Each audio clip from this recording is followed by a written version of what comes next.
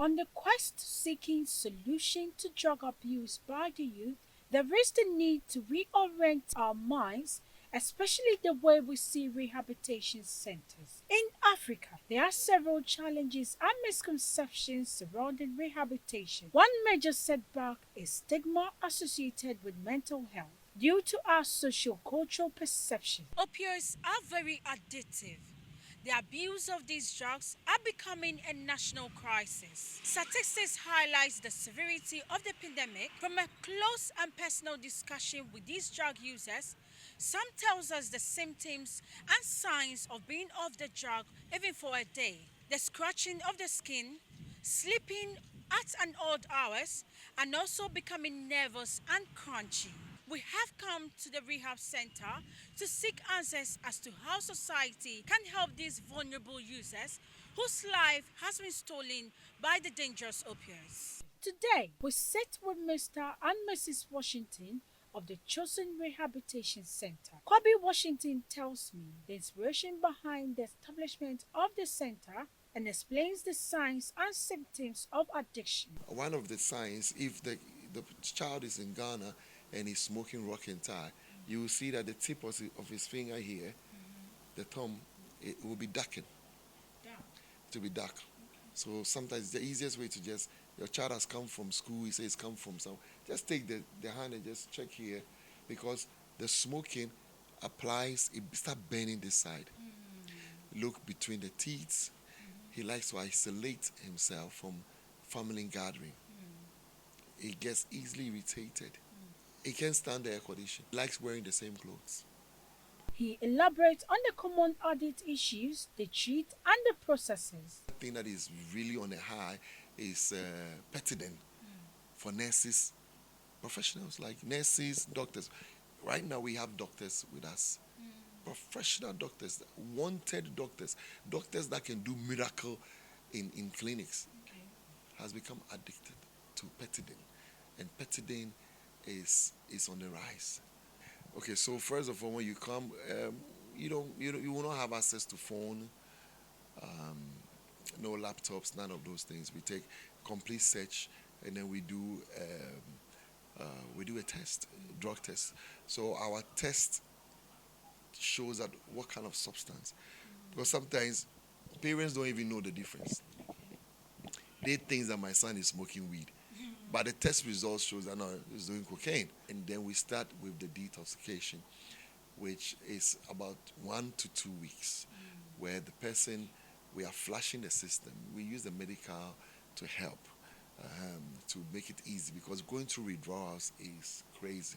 And exercise, we have the gym, so you should be exercising to be building your muscles, because the muscles too can help you to gain that strength again.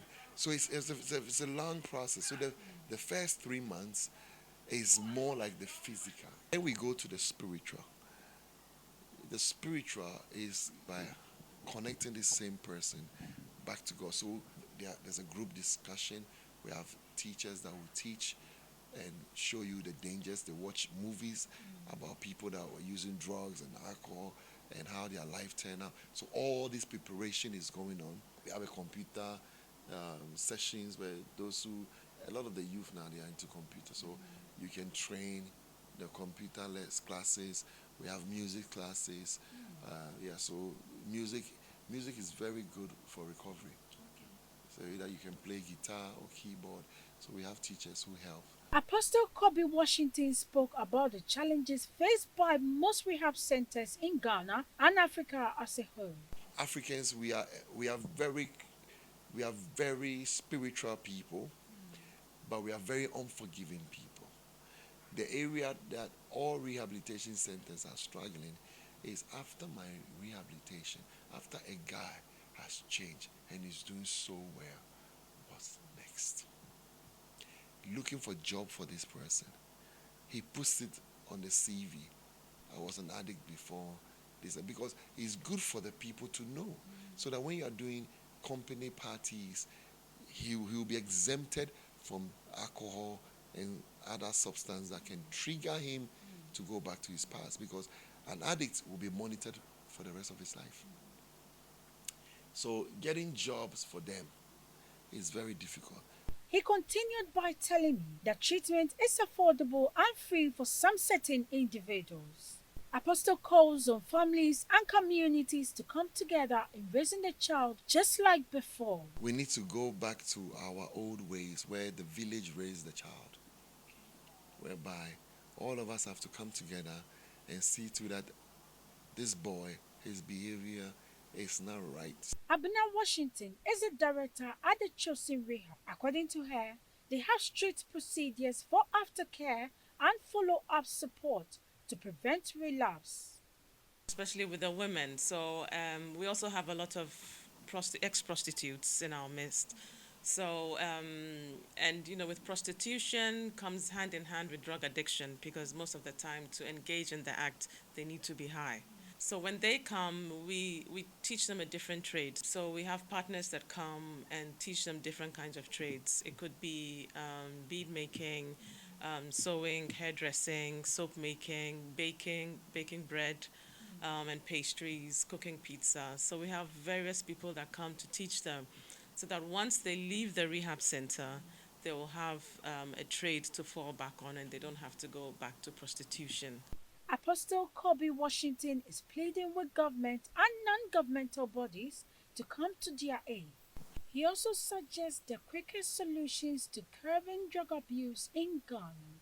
We have Achimota Trotro Station, and during the rush hour where people are going to work, they queue with them as if they are going to work also. So when the trotro comes, that rush time. So whilst you are rushing, they just lift your phone out of your pocket.